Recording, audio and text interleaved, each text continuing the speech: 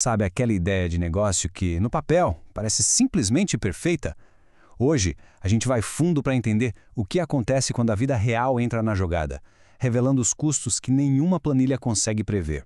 Pois é. Quem já pensou em empreender conhece muito bem essa história, né? A ideia é brilhante, as projeções, nossa, o faturamento, a margem de lucro, tudo fecha direitinho. No papel, parece um sucesso garantido. Só que é exatamente aí que a nossa análise de hoje começa. Porque entre a promessa da planilha e a realidade da execução, existe todo um universo de fatores que quase nunca são medidos. Fatores que têm um custo real e que às vezes pode ser bem alto. Então vamos lá. Vamos começar pelo ponto de partida de qualquer projeto, aquele lucro que a gente vê na projeção inicial. Tá aí ele, o lucro anual. É aquele número mágico, sabe? O lucro teórico baseado na receita e nas margens que se espera ter. É ele que faz os olhos brilharem, que atrai investidores e que dá aquela coragem para a gente começar.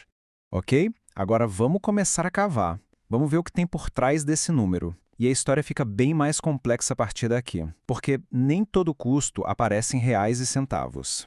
Olha só essa frase.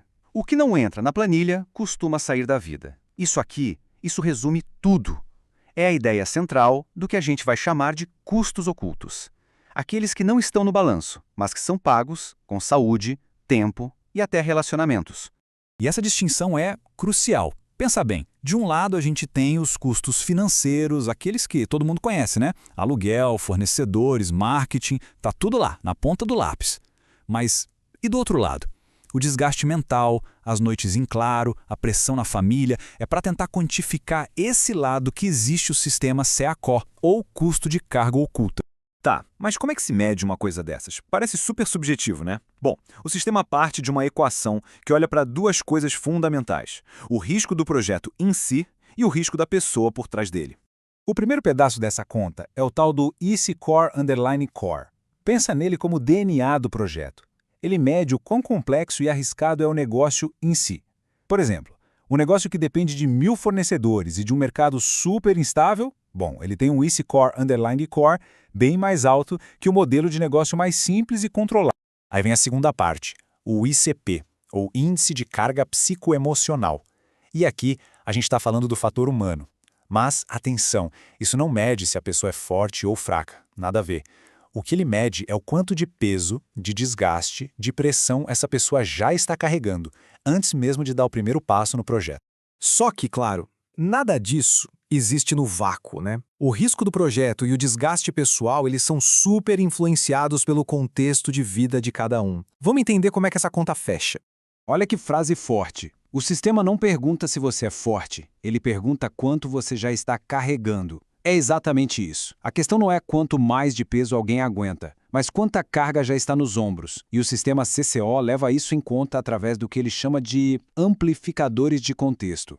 E são basicamente dois: o A total, que é a pressão da vida pessoal, família, relacionamentos, cuidar de alguém, e o B total, que é a pressão da vida financeira. Dívidas, pouca grana guardada, depender só daquela renda. E aqui tem um ponto que é fundamental entender. Esses fatores não criam risco. Eles amplificam o peso que o risco vai ter na vida real da pessoa. Beleza, então a gente tem o risco do projeto, a carga humana e essas pressões do contexto. Chegamos no coração da análise. Como é que a gente junta tudo isso e transforma em um número? O processo é até bem direto, olha só. Primeiro, o sistema junta o risco do projeto com a carga humana. Depois, ele aplica aqueles amplificadores de contexto para ajustar esse resultado. Isso vai gerar um índice que então é transformado em dinheiro, nos custos ocultos em reais. E por fim, esse valor é descontado daquele lucro que parecia tão bonito lá no começo. Lembra daquele número, o L anual, o lucro dos sonhos lá da planilha? Então, uma análise convencional pararia por aí, certo? Só que agora, a gente tem o CORSE. Esse número representa em dinheiro o custo estimado do estresse, do tempo, da saúde que o projeto tende a consumir, dadas as condições atuais. É o preço que estava literalmente invisível. E quando a gente faz a conta, o lucro projetado menos o custo oculto, chegamos ao LRA, o lucro real ajustado. E esse sim é o resultado mais plausível depois que a vida real entra na equação. E vou te dizer, a diferença entre o que estava no papel e o resultado real pode ser um choque. Certo. E o que se faz com um número desses? É aqui que a gente precisa ter muito cuidado para entender o propósito da ferramenta. porque não se trata de adivinhar o futuro. É super importante deixar claro o que o sistema CCO não é. Ele não é uma bola de cristal para prever sucesso ou fracasso. Não é uma garantia de nada. E, principalmente, não é um diagnóstico médico ou psicológico. Também não é para motivar ou desmotivar. Ele é pura e simplesmente uma ferramenta para ajudar a tomar uma decisão com mais prudência.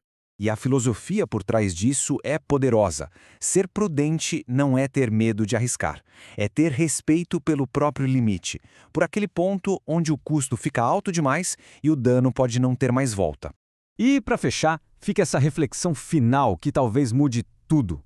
O sistema CCO não responde se vai dar certo. Ele responde o que pode custar. No fim das contas, talvez a pergunta mais importante antes de começar um projeto não seja será que vai funcionar? E sim, o que vai me custar para descobrir? Medir esse custo oculto? Bom, esse é o primeiro passo para uma jornada verdadeiramente informada.